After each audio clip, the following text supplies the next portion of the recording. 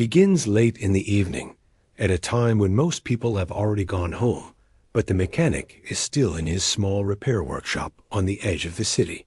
He is tired, but he keeps working because he wants to finish a few repairs before closing. His workshop is quiet except for the soft buzz of tools and the steady humming of old machines lined up in the corners. He has always liked the silence of late hours. It helps him think clearly, and it is the only time when no one interrupts him. He wipes his hands on a cloth and bends down to check a broken power converter lying open on the workbench. He is focused, almost lost in his work, when suddenly he hears a strange clicking sound from the small radio transmitter placed near the window. It is old, covered in dust, and hardly works anymore. He only keeps it on because sometimes he listens to random signals, just for fun. But this sound is different. It is sharp, uneven, and carries a faint echo, almost like someone is trying to speak through static. At first, he ignores it. Radio signals in this region often get messy due to storms around the outer desert.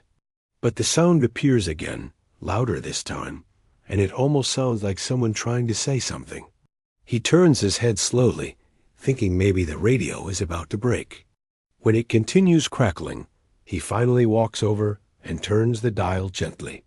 The moment he adjusts it, a blurred voice breaks through Dot. It doesn't sound like any human voice he has heard before.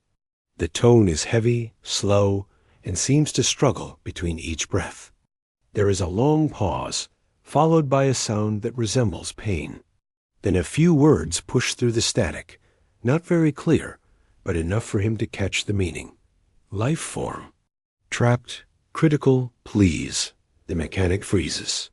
He is unsure if he heard it right. Signals like this usually come from desert research outposts. Some of those stations were shut down long ago, abandoned due to lack of funding or dangerous weather conditions. The signal could be years old and simply bouncing through the atmosphere. But this one feels different. It sounds like someone or something is still alive.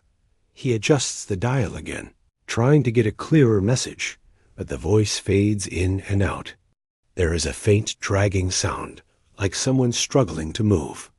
Then the message repeats slowly, not exactly the same, but close enough for him to understand the urgency. It is a distress call. He leans closer, narrowing his eyes at the radio. A part of him wants to ignore it. Whatever is out there, it is far from the city and far from his responsibilities. He is only a mechanic, not a scientist or a rescue worker. But the tone in the signal keeps pulling at him. It sounds scared. It sounds weak. And more importantly, it sounds alone. He feels a tightness in his chest. He knows what it feels like. To be alone, calling for help and hoping someone will hear. He has been through times like that in his own life. That is exactly why he cannot walk away from a call for help, not when he is already listening to it. He takes a deep breath and looks around his workshop. Tools are lying everywhere, and half-finished repairs cover most of the tables. He knows leaving now will delay his work, but that doesn't matter anymore. Someone out there might not survive the night if he ignores the call. Before making a decision, he tries to check one more detail. His transmitter has a basic map link for incoming emergency signals. Most of the time it doesn't work, but he still presses the small button below the main dial. A weak blue light blinks, flickers, then finally shows a location. It is an old research outpost situated far beyond the city, near the dry canyon region. That place has been closed for years. No staff, no guards, no active labs. The government cleared it out after several weather storms damaged the power grid. If the signal is coming from there, then whoever is trapped has been left behind accidentally, or something else somehow ended up inside the outpost long after people left. The mechanic grabs his jacket, hesitating only for a second. 1,000 thoughts run through his mind. What if the message is a trap? What if he risks everything for no reason? But another wave of soft, painful breathing pushes through the radio speakers, and that is enough for him. He knows he has no choice now. When someone calls for help, he goes. He quickly gathers a small bag of basic supplies. Even though he is a mechanic, he always keeps a few medical essentials on the shelf: bandages, a small first aid kit, a thermal blanket, and a portable light. He doesn't know what he will find, but taking something is better than arriving empty-handed. He also grabs a toolkit because old outposts usually have jammed doors, broken panels, and damaged wiring. If he needs to get inside quickly, these tools might save precious minutes. He steps out of the workshop and locks the door behind him. The night air is cool and still, with only a thin layer of desert dust floating in the breeze. The streets are empty. His vehicle, an old transport rover, sits parked in the corner of the lot. It isn't new or powerful, but it is reliable. He quickly loads his supplies into the back and climbs inside Dot as he starts the engine. The rover rumbles to life with a familiar shake. He turns on the headlights and begins driving out of the city. The roads are long and mostly quiet, lit only by street lamps that grow fewer with each passing mile. Soon, the bright city lights disappear behind him, replaced by open deserts stretching into the horizon. He keeps thinking about the signal. The voice didn't sound human, but it didn't sound dangerous either. It sounded tired, frightened, and completely abandoned. He wonders what kind of life form could be trapped in an old research outpost. Some outposts once studied creatures from other planets. Others tested new technology. But all of them closed long ago. After nearly an hour of driving across rough terrain, he finally sees the outline of the outpost. It stands dark and silent, surrounded by tall metal fences damaged by years of sand and storms. The gates are half open, swaying slightly in the wind. The building looks lifeless, with broken windows and faded warning signs. He stops the rover and steps out. The air here is colder, and the silence feels heavier. He grabs his bag, takes a slow breath, and walks toward the entrance. Every step echoes lightly against the metal ground. There are no footprints, no signs of recent activity. It surely looks deserted, but then he hears it again, a faint, shaky breath, coming from deep inside, exactly like the one he heard through the radio. His heart beats faster. The signal was real. Someone or something is definitely still inside. And whatever it is running out of strength. He grips his bag firmly and moves forward, ready to help without knowing what waits for him in the shadows of the abandoned outpost. The mechanic steps deeper into the outpost, and the moment he crosses the doorway, the temperature drops sharply. The air feels colder than the desert night outside. It carries a strange smell, like metal mixed with old dust and something faintly sweet. He pauses for a moment and looks around carefully. The entrance hall is dim, with only a few weak emergency lights flickering at the far end of the corridor. It is clear that no one has been here in years. He runs his fingers along a broken wall panel as he slowly walks forward. The metal is cold, and the wires inside are exposed. The more he looks around, the more he notices signs that this place was abandoned in a hurry. Papers lie scattered on the floor. A chair is turned over. One of the doors hangs from its hinge. Whatever happened here, it must have happened suddenly. He moves deeper into the building, his footsteps echoing softly in the empty hallways. The silence feels heavy, as if the whole place is holding its breath. He keeps listening for the sound he heard outside, the shaky breath from the distress signal. But right now, he hears nothing except the low buzz of failing lights and the soft hum of old machines. Still running on emergency power dot, he takes out the small portable light from his bag and switches it on. Its warm beam cuts through the darkness, revealing more of the long hallway ahead. The walls are scratched in places, as if something dragged along them. He frowns and leans closer. The marks are long and curved, not the kind humans leave behind. He cannot tell what made them, but they don't look fresh. Years might have passed since they were carved. He keeps walking, following the map on a small panel near the exit door. The old research outpost has several sections: labs, testing rooms, storage areas, and living quarters. But the distress signal came from deep within the facility, near the containment wing. He knows that section is where they used to keep rare life forms or delicate experiments. Most of those outposts shut down after new safety rules were introduced. Some were emptied properly, others not so much. As he walks by one of the cracked windows, he hears something soft behind him. He turns quickly, holding his light high, but there is nothing there. Only dust swirling slowly in the beam. He takes a long breath and reminds himself that old buildings make strange noises. Loose cables, collapsing panels, metal cooling from the night, any of those could create random sounds. Even then, a small part of him feels watched. He shakes the thought away and continues. The floor beneath him feels unsteady at times, as if certain tiles might collapse, so he steps carefully. He keeps his eyes on the signs above the doors. The faded letters point him toward the containment area. After walking through 2 more hallways, he reaches a large reinforced door. It has old warning labels on it, some too faded to read, while others still visible enough to make him stop. He reads one of them quietly. Authorized personnel only. Another sign warns about secured life forms. He doesn't know what they used to keep here, but the situation now is not a normal one. Somebody or something is trapped, and the distress signal did not sound like a human voice.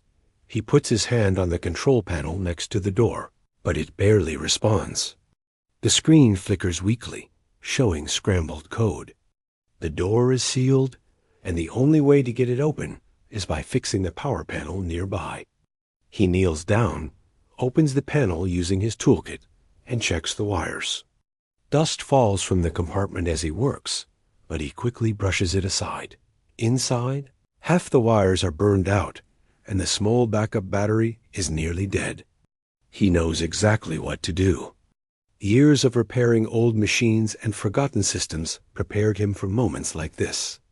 He rewires the circuit, bypasses the burnt section, and connects the emergency battery directly to the main lock. After a minute or 2 of adjusting the connections, the panel lights up just enough for the system to recognize the manual override. The reinforced door opens slowly, releasing a cold gust of air from the other side. The room beyond is darker and even colder than the hallways. The mechanic takes a cautious step inside. His light reveals another hallway, but this one is different. The walls are thicker, the doors are stronger, and each doorway has a small window for viewing whatever was kept inside. Most of the rooms are empty now, their lights off and their safety systems disabled. But as he walks past the first few rooms, he notices something constantly repeating. It is too quiet. Even abandoned places usually have some small sound-loose hinges, dripping water, insects, but this place sounds completely still. It feels like the air is frozen. He continues walking until he notices something alarming. One of the doors along the hallway is slightly open, and when he shines his light into the room, he sees deep claw marks on the floor. Not fresh but sharp and long enough to make him swallow hard.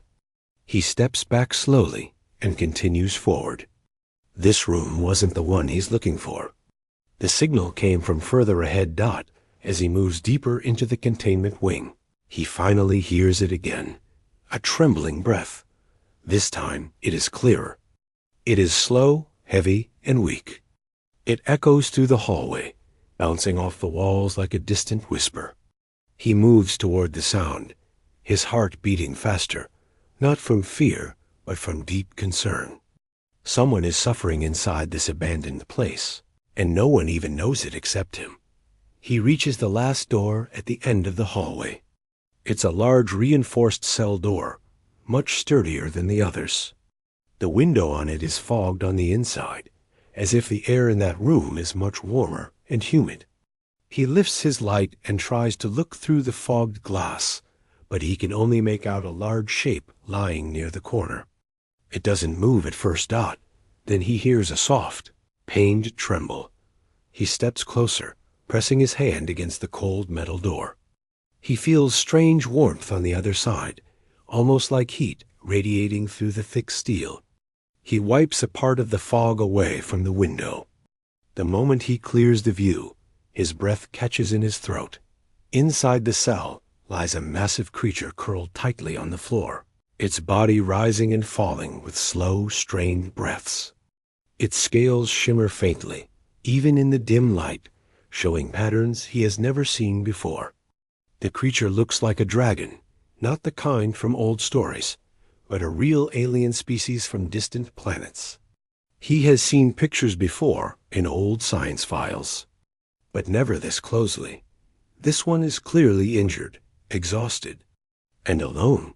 But the thing that surprises him most is not its size or appearance. It is the shape of its body. The dragon's abdomen is swollen in a way that leaves no doubt. It is pregnant, and not just a little. It looks close to its due time. He feels the air leave his chest. No wonder the breathing sounded so weak. No wonder the distress signal was filled with pain. The creature is struggling not only with its injuries, but also with the weight and stress of carrying new life. He presses his hand against the window, speaking softly even though he knows the creature might not understand his words. "I'm here. I heard your signal. I'm not here to harm you." The dragon slowly lifts its head, its eyes half open. There is fear in them at first, fear and confusion. Then, after a long moment, it lowers its head again, too weak to even move away. The mechanic realizes that this creature has been deserted, left here by whoever abandoned the outpost. They locked it inside this cell and never came back. And now it is suffering alone, possibly starving, possibly in danger of losing its strength before giving birth. He takes a deep breath. He cannot open the cell from here. The locking mechanism is old, damaged, and probably requires manual power from the other side. But he knows one thing for certain. He cannot leave it like this. Whatever is trapped inside needs help, immediate help. He steps back, looks at the heavy door, and prepares himself. He came here because he heard a call for help. And no matter how strange the situation is, he is not going to walk away now. Not when a life and two more soon-to-be lives depend on him. The mechanic stands in front of the reinforced cell door, staring through the small window at the large creature curled inside. Even though he can only see part of its body, the size is enough to make anyone nervous. But instead of fear, what he feels most is concern. The dragon's breathing is unsteady, almost like every inhale requires effort. It looks tired in a way that goes beyond physical exhaustion, as if loneliness has slowly drained its strength day after day.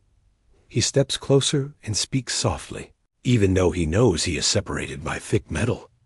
"I know you're scared. I'm here to help. I won't hurt you."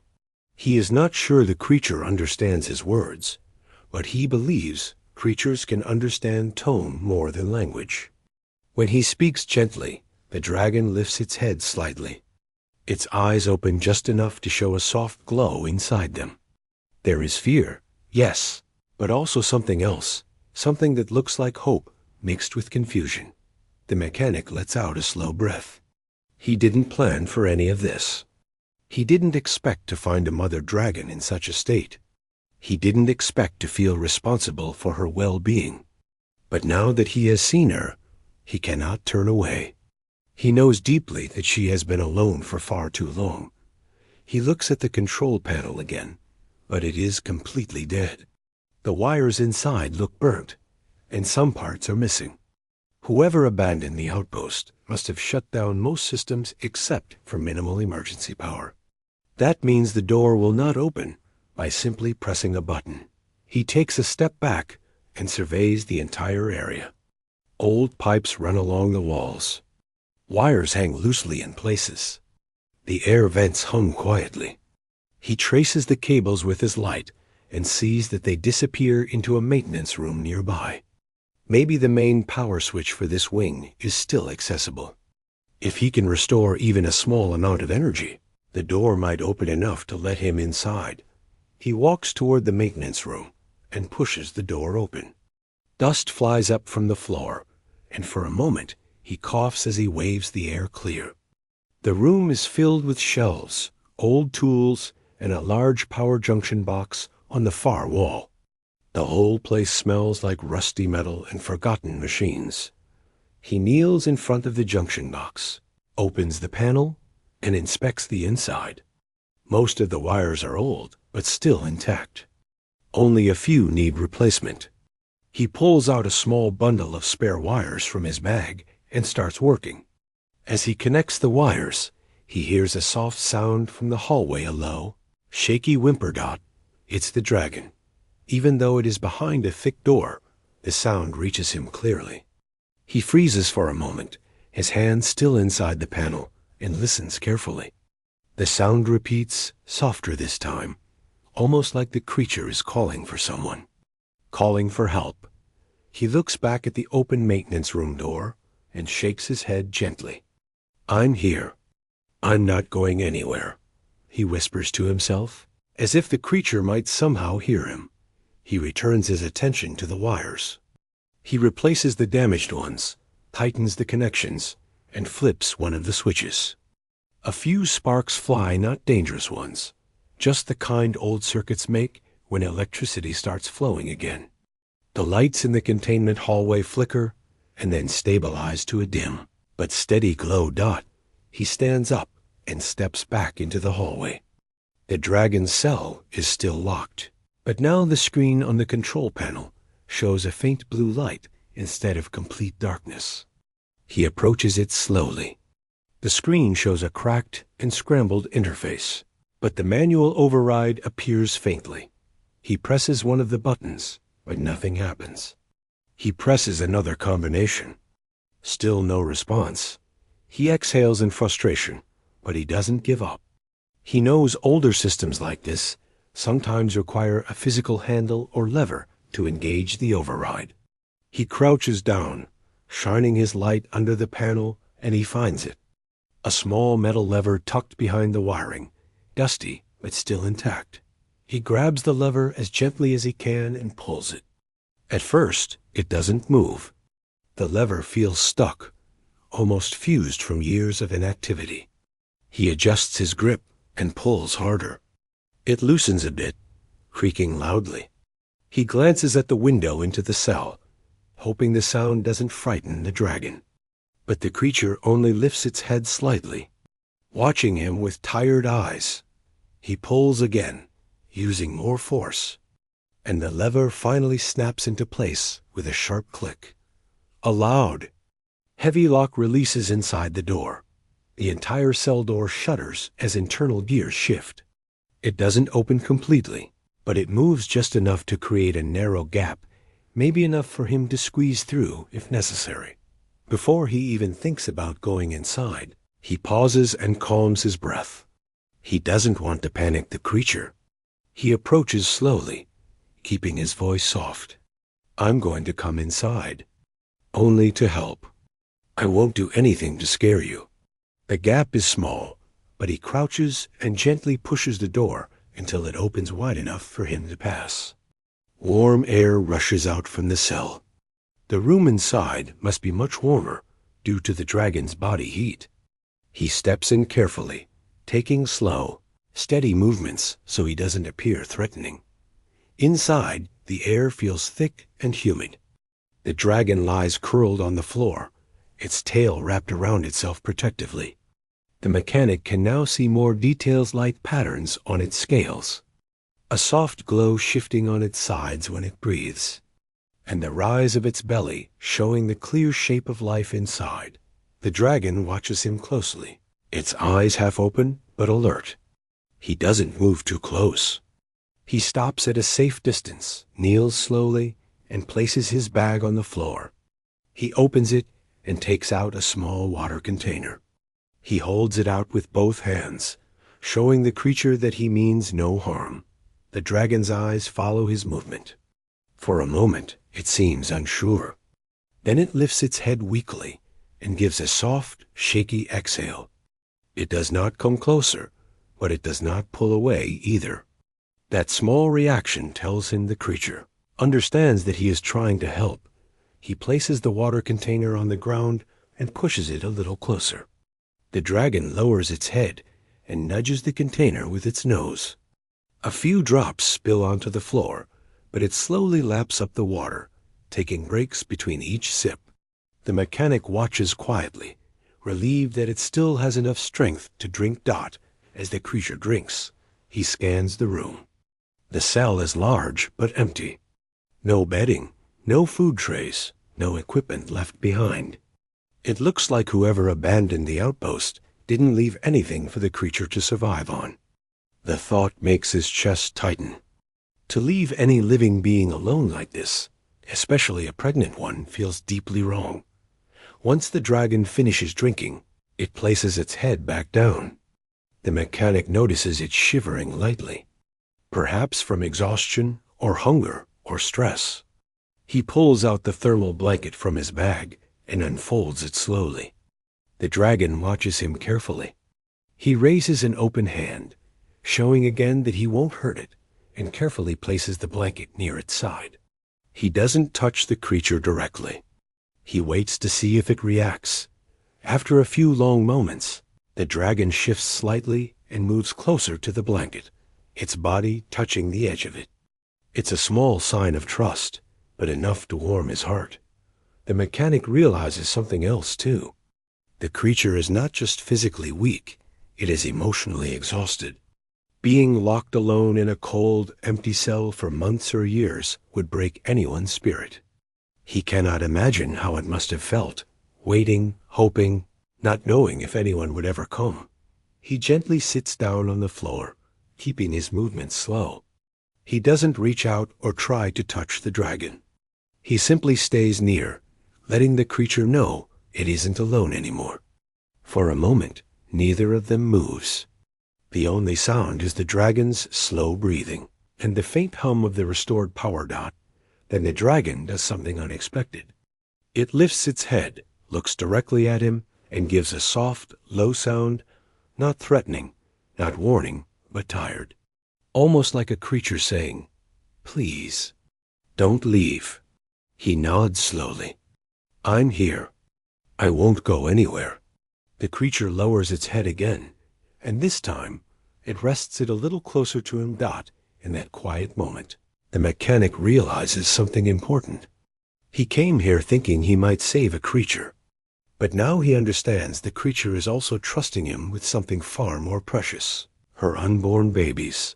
Whatever happens next, he knows one thing clearly: he won't let her face it alone.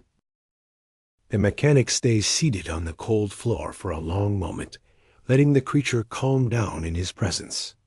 The cell is quiet, except for the slow, labored breathing of the dragon.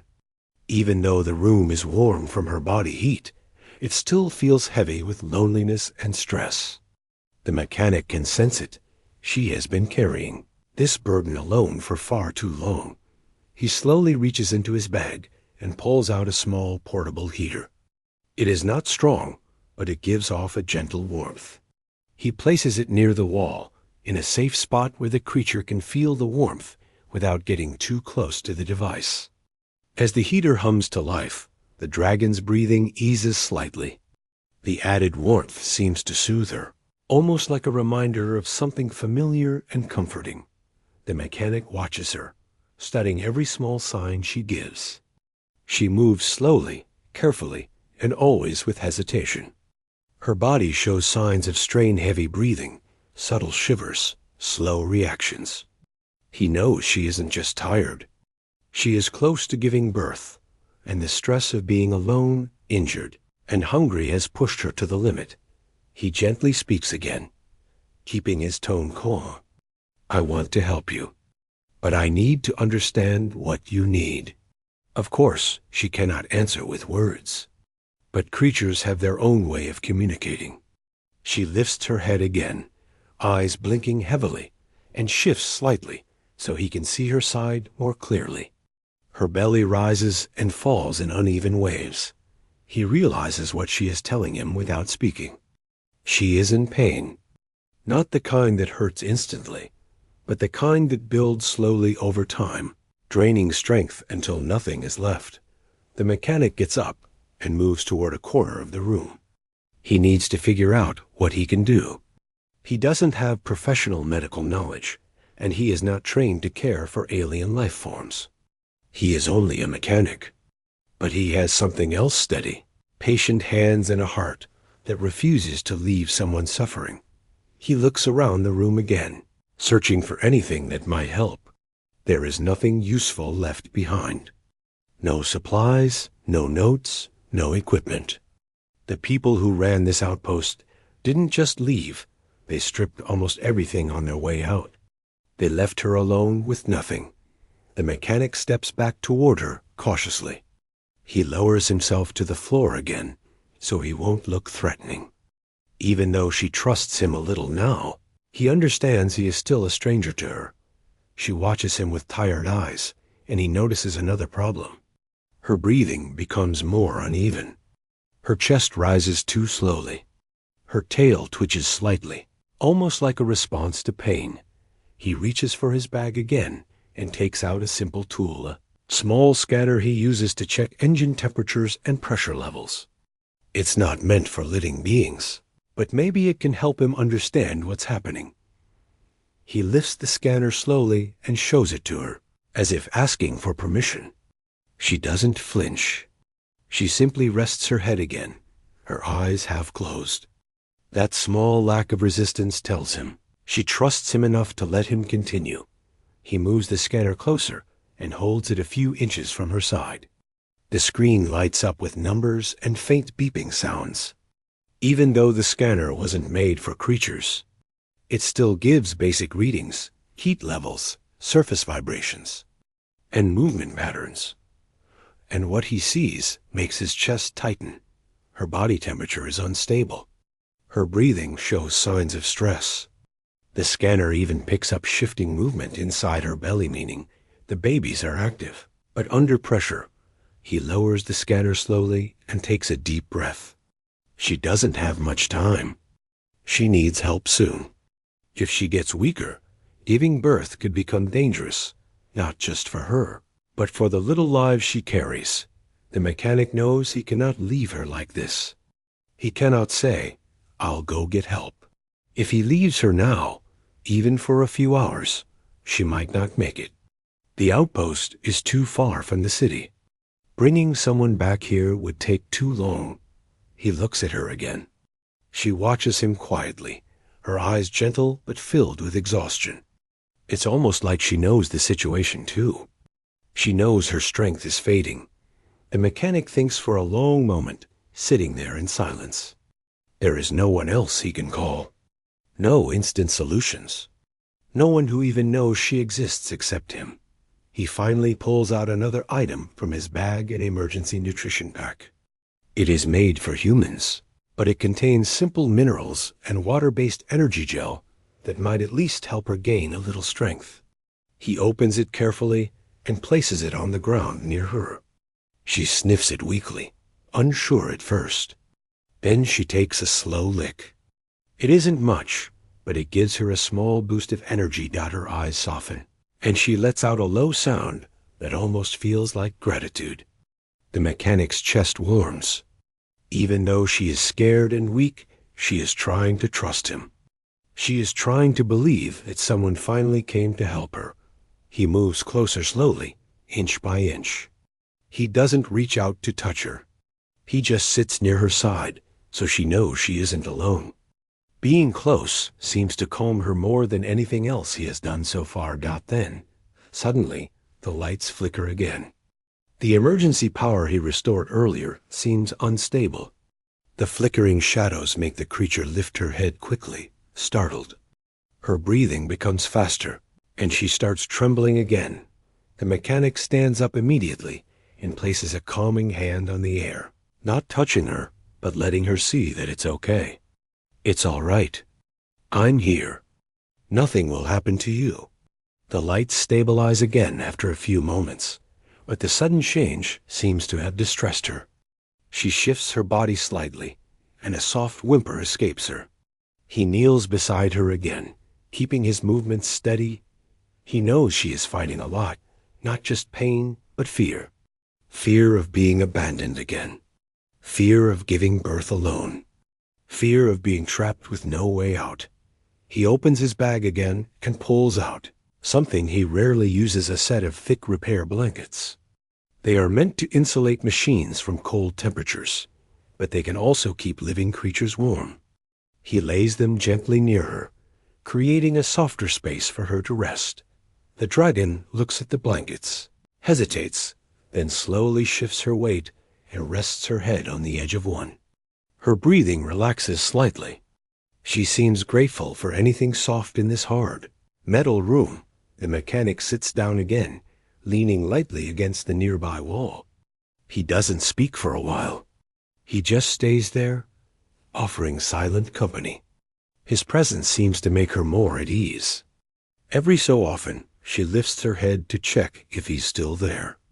Every time, he gives a small nod. He knows she needs more than comfort. She needs real help. But right now, the best thing he can do is make her feel safe, warm, and not alone. Minutes pass. Then more. Time feels slow in this heavy room, but neither the mechanic nor the dragon moves much. He watches her breath slowly even out, though it's still not steady. Her tail twitches lightly, and the soft glow on her sides pulses gently. It's a sign of life. Not just hers, but the baby's inside too. He whispers quietly, not sure if she understands the words, but hoping she understands the meaning. I'm not leaving. I'm going to stay with you. We'll get through this. The dragon closes her eyes, not in fear this time, but in what looks like relief. For the first time in a long time, she is not alone. She has someone by her side, someone who isn't afraid of her, someone who came not to capture her, but to help her. The mechanic leans back slightly, the warmth of the cell wrapping around him, and he silently prepares himself. He doesn't know what the next hours will bring. He doesn't know how difficult it will get. But he does know one thing clearly. He will do everything he can for her, and for the tiny lives she is fighting to protect. The mechanic sits quietly next to the dragon, keeping a careful watch as her breathing slows and then quickens in uneven patterns. Each rise and fall of her chest feels like a signal of her struggle, and he watches every small movement. Even though he is not trained in medicine, he knows instinctively that she needs stability, warmth, and reassurance more than anything else right now. Her babies are inside, and their well-being depends entirely on her safety. He glances around the room, trying to think of anything that could help. The heater hums softly in the corner, but the old emergency lights flicker, showing the room in a dim yellow glow.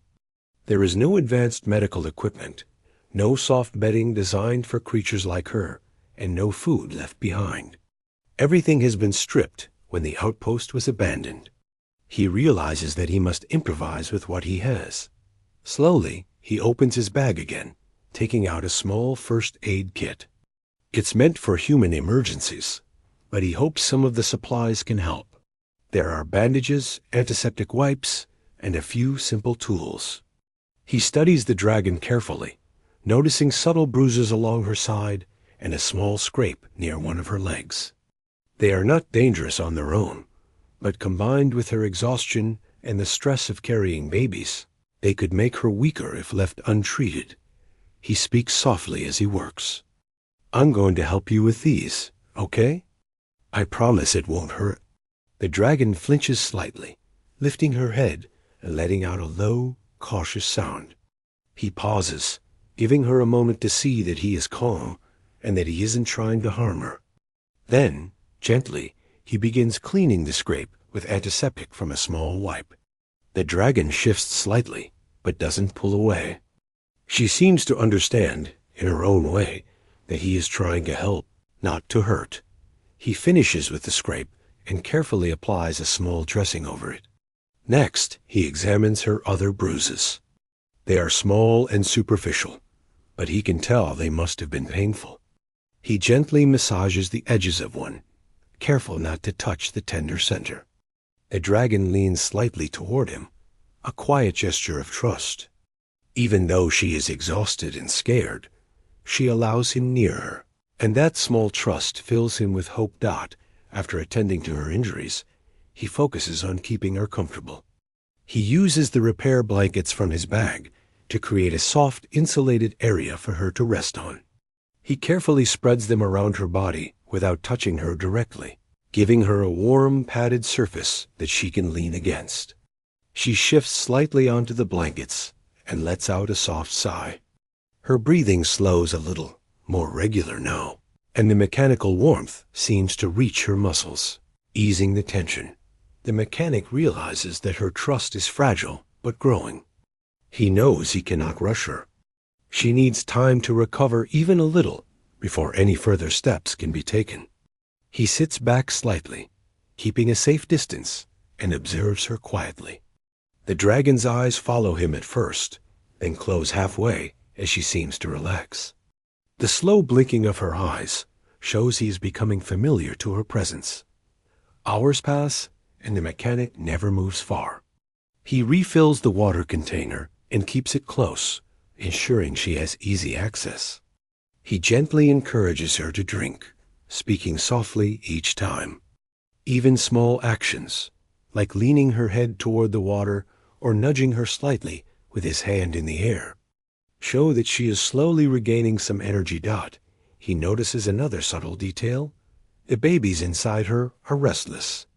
The scanner he had used earlier shows faint movements within her belly. They are alive, active, but stressed. Each shift makes her wince slightly, and he can tell that the physical stress is weighing heavily on her. He realizes that the next step is critical. He must maintain her strength and calm her enough for the upcoming Earth. The hours blur together. The emergency lights flicker occasionally, and the heater hums steadily, keeping a warm space in the cold, abandoned cell. The mechanic remains vigilant, never leaving her side. His presence seems to matter more than he initially expected. She leans slightly toward him at times, not in fear, but almost seeking comfort. The small gestures that the bond of trust is slowly forming between them. Eventually, her breathing becomes more irregular. The rise and fall of her chest quickens, and a soft, almost musical low sound escapes her throat. The mechanic knows this is the beginning of labor.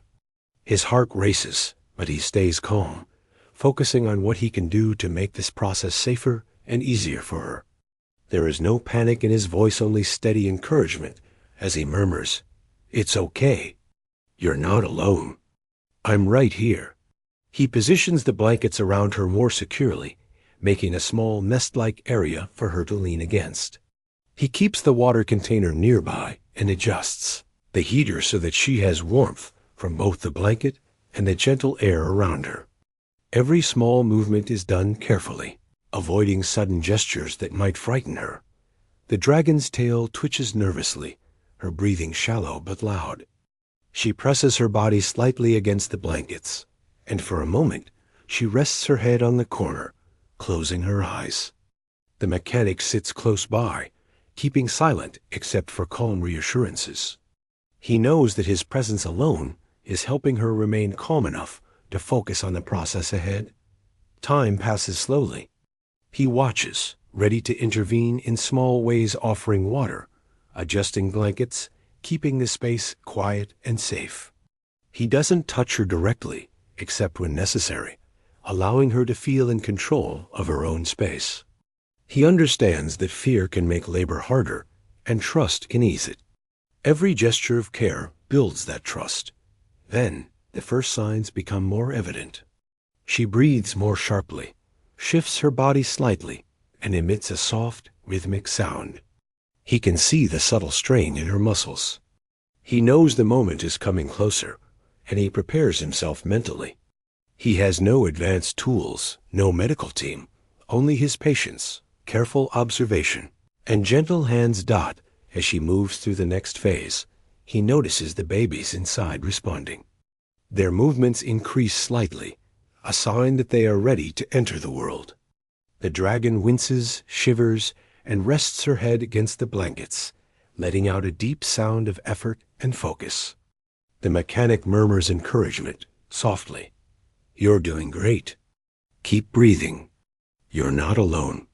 Minutes stretch, but they feel like hours. Each small movement, each sound, each breath is significant. The mechanic adjusts the blankets again, keeps water close, and gently observes her condition.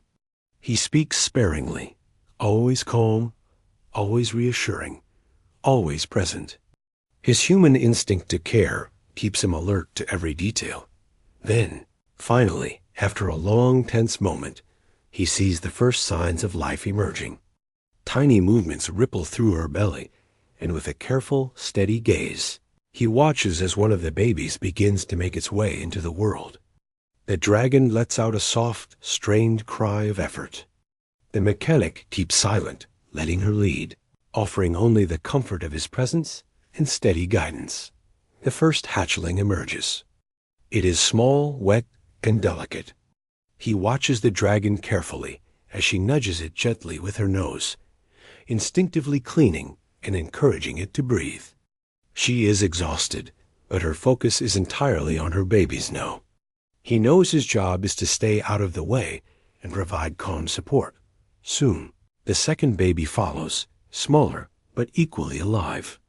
The dragon leans back slightly, shivering from effort, and the mechanic immediately moves a little closer with the blankets, providing warmth without touching them. The babies chirp softly, small sounds that echo in the quiet room. The mother nudges them gently, wrapping her tail protectively around them. He sits back, taking a deep breath. For hours, he had waited, watched, and cared. And now, seeing the mother and her babies safe, he feels a quiet sense of relief and accomplishment. Even in a place abandoned by humans and left to loneliness, life has persisted. He has witnessed something rare and miraculous. The dragon lowers her head, letting her eyes meet his briefly. She doesn't speak, but the connection is clear. In that small glance, he can feel gratitude, recognition, and trust. The babies chirp softly, moving against her side, warm and alive. The mechanic stays near, careful not to interfere, letting the natural bond between mother and children grow stronger. The room, once cold and heavy with silence, is now filled with small sounds of life. The heater hums softly, the blankets provide warmth, and the dragon rests, exhausted but alive, surrounded by her tiny babies. The mechanic continues to sit close by, silently promising that he will not leave. He knows this is only the beginning of their care, but for now, they are safe, together, and alive. The room feels completely different now. What was once cold, silent, and heavy with fear is now warm, soft, and alive with small sounds. The mother dragon rests on the blankets, her breathing slow but steady. Her babies lie beside her, tiny and fragile, making quiet chirping noises as they adjust to the world. The mechanic sits quietly a few steps away, watching everything carefully. He feels a strange mixture of relief, awe, and responsibility. He knows that what happened here could have ended in tragedy if he hadn't come, and now the future rests in their small, delicate hands or claws. He leans back slightly, letting his own exhaustion settle in. The hours of worry, careful observation, and gentle care have taken their toll, but he doesn't mind. He looks at the mother dragon and sees something he didn't expect. Trust. Not just for him, but for the first time in a long while, she seems calm enough to rest and breathe without fear. Her eyes meet his briefly, and in that moment, he feels a connection that is hard to describe. It's gratitude, recognition, and a quiet understanding between two beings who come from very different worlds. The babies stir slightly, nudging their mother. She shifts gently, wrapping her tail protectively around them. The mechanic watches carefully, making sure he doesn't move too quickly or startle her. Every small gesture matters. He thinks about how fragile life is, how small creatures can change the rhythm of an entire room, and how important it is to respect their space, even while helping. It is not about control or knowledge. It is about care, patience, and presence. Hours pass. The mother dragon rests more comfortably now. She occasionally shifts to nuzzle one of her babies, encouraging it to breathe, move, and adjust. The mechanic quietly adjusts the blankets, making sure they are warm and soft. He pours a little water into the container, placing it near her so she doesn't have to move far. She takes a small sip, her eyes closing slightly, as if appreciating the gesture without needing words. The mechanic reflects quietly on what has happened. He came here to help a creature in distress, expecting uncertainty and perhaps danger. He never imagined he would witness a birth, let alone care for a mother and her young alone in a deserted outpost. The hours of stress and vigilance fade slightly as he realizes how remarkable this experience has been.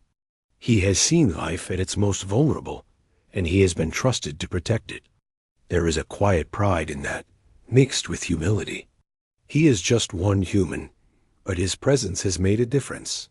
Even as he rests, he keeps observing. The babies are small and fragile, their movements clumsy but alive. He notices one stretching its tiny wings slightly, testing them in the warm light of the flickering emergency lights. The other curls closer to the mother, chirping softly. She nudges it gently, and the mechanic can't help but smile quietly to himself.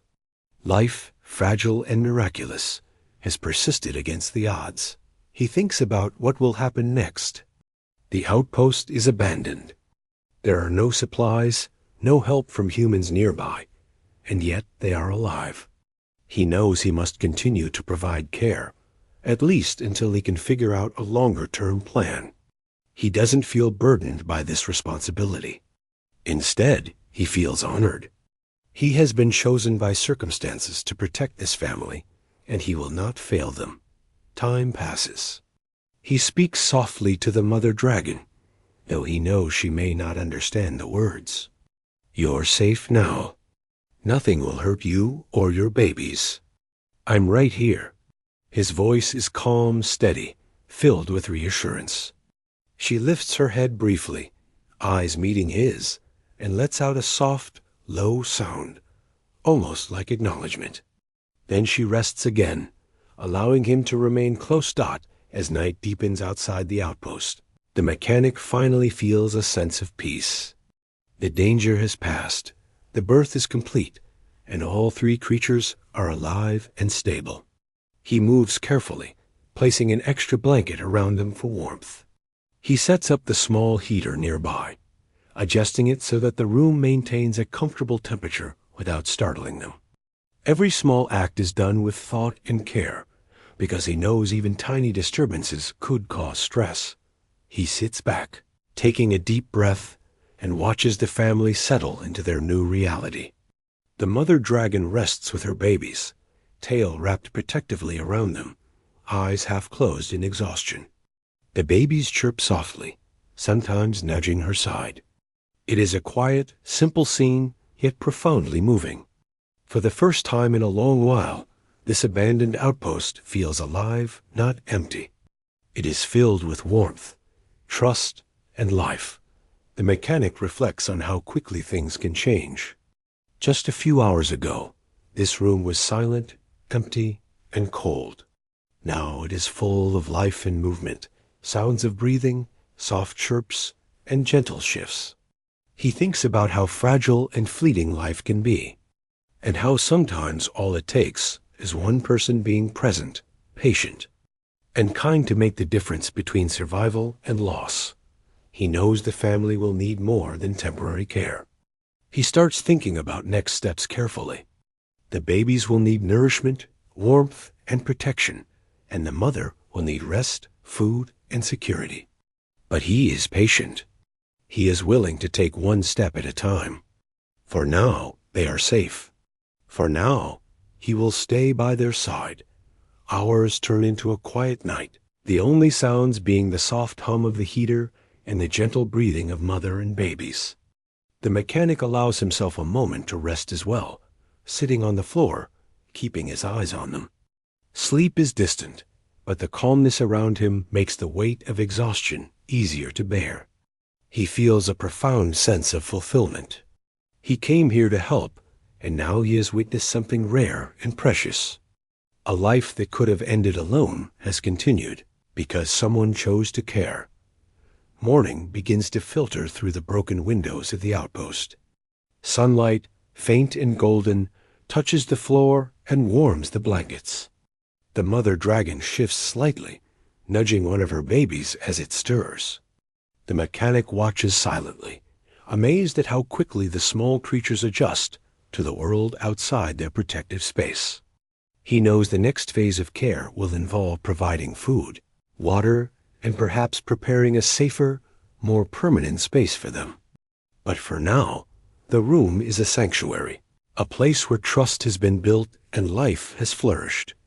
He feels a connection that cannot be put into words, a bond between human and creatures, between caretaker and dependent, between witness and miracle. The mother dragon looks at him occasionally, her eyes showing recognition. She trusts him now. He has earned that trust through patience, gentleness, and unwavering presence. And through that trust, a new chapter begins for all of them. He reaches into his bag and quietly organizes the remaining supplies: extra blankets, water containers, and small rations. He places them strategically around the room, ensuring that they are accessible without disrupting the family space. He adjusts the heater again and speaks softly. "You're safe here. I'll stay with you until you're ready to move." The dragon's eyes follow his movements. Then she lowers her head again, letting him know she understands and accepts his presence. The sun rises higher, casting soft light on the scene. The mechanic watches as the mother dragon carefully tends to her babies, nudging them, curling around them, and creating a protective space. He knows he cannot interfere too much, but his quiet support is crucial. He remains patient, ready to act only when necessary, always observing, always attentive. By midday, the small family seems more comfortable. The babies chirp more confidently, testing their tiny wings, while the mother rests with a steady, relaxed breathing pattern. The mechanic allows himself a small smile. He has witnessed a life that was on the edge of danger find safety and warmth. And though the outpost remains abandoned, it now has purpose and meaning. It is a home, even if temporary, for a mother and her young. He sits back against the wall, letting the sunlight warm him slightly. He thinks about the journey that brought him here, how a random signal, a lonely call for help, led to this miraculous moment. He feels gratitude for being in the right place at the right time, and a quiet pride in knowing that his choice to act changed lives. Not just one life, but 3 lives, perhaps more in the future if he continues to care for them. As the day continues, he remains attentive but calm. He knows the family is safe, that the babies are alive and healthy, and that the mother is recovering. He has learned patience, trust, and the value of presence in ways that words cannot capture. The connection he feels with the creatures is deep, rooted in shared vulnerability and the quiet understanding that he is their protector for now. Even as the sun begins to lower in the sky, the family remains together. The babies curl beside the mother as she wraps her tail around them, creating a safe, warm circle.